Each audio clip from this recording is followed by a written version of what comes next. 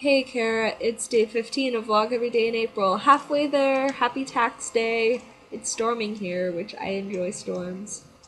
Um, so I feel like I need to talk about what happened in Boston just because it is what's going on in the news right now. And I know you're kind of upset about it. And it really is hard in this day and age when we have access to so much information so quickly.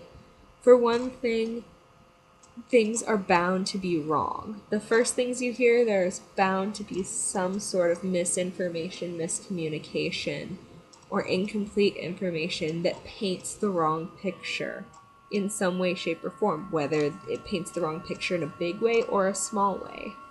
And so you have to be really, really careful with, especially those first sort of reports, about what you believe and don't believe. Um, John had made a great tweet today about how in situations like this, who we blame says a lot more about ourselves than about the people we're blaming. And I agree. I think this is very true, not only on large scale tragedies, but on smaller things that happen in life. When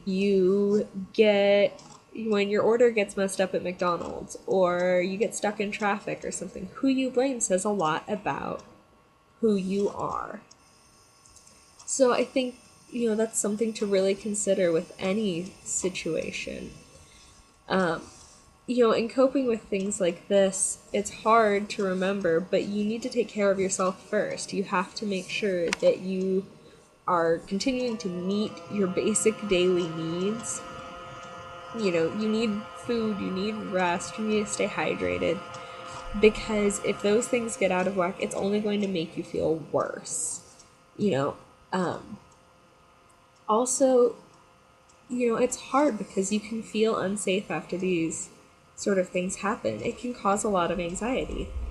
But you have to find some way to find your peace and to find that center of balance again to where yes, things can happen in the world, but that doesn't mean I should stop functioning.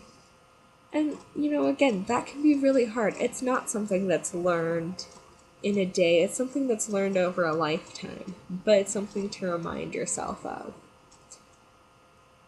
So, it's been a pretty tragic day, but me personally, I feel bad about what happened and things like that, but this brings to light to me the fact that so many people were gung ho about immediately donating blood and supplies and things like that. And that's great. But what about the smaller things? What about the student in class who is bullied because he's different in some way? Or the woman at the grocery store who is struggling to have enough money to buy food for her kids? Where are all the people stepping up to help with that? Why does it seem that only these big scale things that end up on the front page of the news are what we care to help with? I would challenge you to find something in the next week or two that is a smaller scale effort, something that you can help with. Whether it's volunteering to help paint a fence for an elderly person. I don't know who paints their fences anymore, but you know what I mean. Or helping with the trash cleanup, but something that's not major, something that's not screaming in the headlines. I think it makes people feel better when bad things are going on elsewhere to do things like that. And also, it helps make the whole world a little bit better. And I think that everyone deep down wants to make the world better. And I think the best way to honor the people who were harmed by what happened today is to go out and make the world a little bit better.